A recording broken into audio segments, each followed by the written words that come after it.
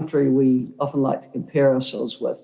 And interestingly, while we generally think of the Scandinavian countries as being socially progressive, on drug policy, for the most part, they haven't been. So any movement in Norway is of interest.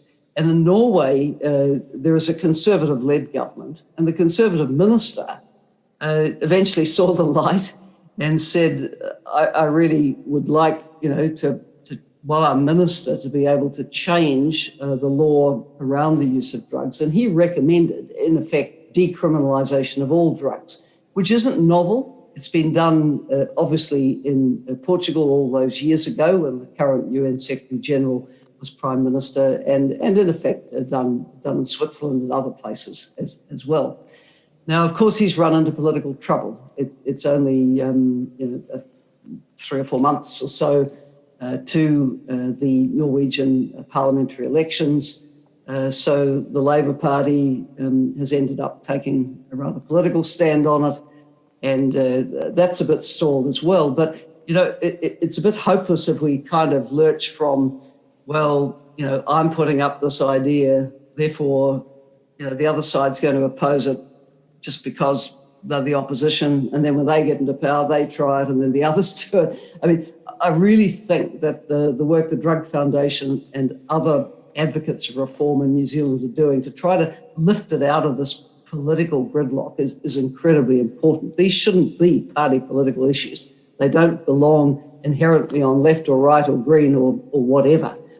These are human rights and health issues about how we support and deal with issues affecting some of the most marginalised people in our societies. So, jury out on Norway as to whether they'll progress anything before the election, or whether a different government or the same government continuing will have another go.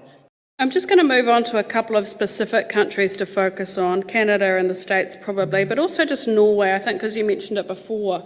You mentioned before, the latest I heard was that they're currently in negotiations and that there's a vote in their parliament on the 2nd of June.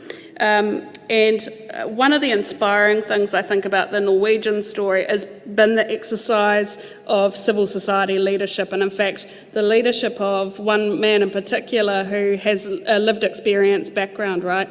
And he managed to convince the health minister to say, I think most famously, the words, I was wrong and you were right, at a UN conference. Yeah. I don't know if you have anything to add from your knowledge of Norway.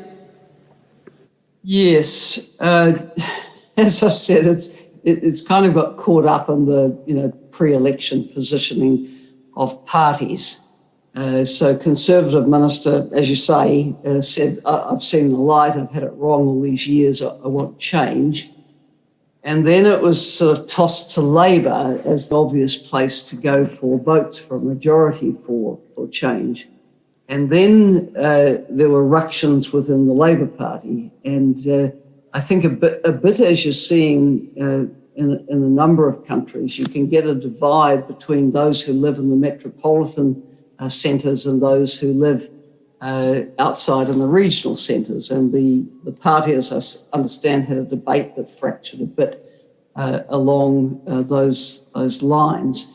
And it seems to have come up with a proposal for the negotiation that, okay, we don't want the law book thrown at people who have a dependence on drugs, but we want to keep signals in there to dissuade young people from using them. Well, really, this is a bit silly. I mean, I think the reality is that illegality is often part of the lure for young people. My experience in life, as you say, to young people, don't do something, they want to do it. That's the nature of youth. So we've got to get a bit smarter than that. So, look, one just hopes that as the debate goes on in Norway, they might come up with something that at least inches forward, which then a future government and parliament might build on. Yes, they have an election in September, I gather, as well, which will be adding to the situation.